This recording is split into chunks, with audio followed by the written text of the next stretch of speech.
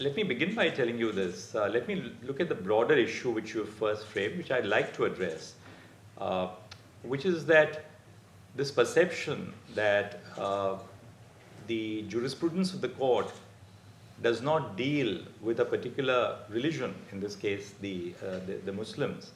I think this is not a very fair, it's not a fair assessment of the work of the Supreme Court.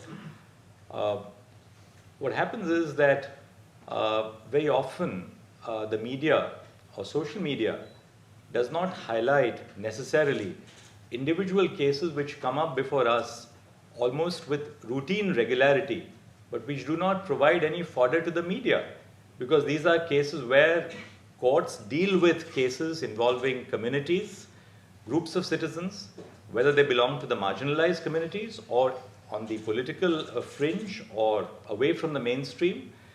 Courts do render justice in those individual cases. Unfortunately, they are never reported in the media, which unfortunately does not find notice in the media. And I don't blame the media for it, because it's not newsworthy.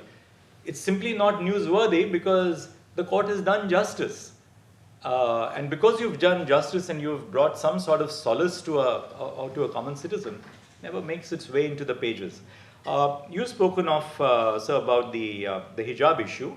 I wouldn't like to answer that because that's specifically pending before the Supreme Court. I only know, of course, as a judge of the court, that it was mentioned for listing and is likely to be taken up by the Supreme Court, as the learned Chief Justice said. So you mentioned about the demolition of some homes in, you referred to the case involving the demolition at Prayagraj. It would not be correct to say that the Supreme Court has not taken up the issue. Again, my knowledge is from reading the newspapers just before I left for London. The vacation bench of the Supreme Court took up the matter on priority when it was mentioned before the Supreme Court for early listing. They've issued notice, which is the first step that the court has to follow, which is you issue notice to the other side, and then once the government in this case or the local authority in this case receives summons from the court, they respond, file an affidavit, and the court deals with the matter. So these are both matters which are live and pending before the Supreme Court.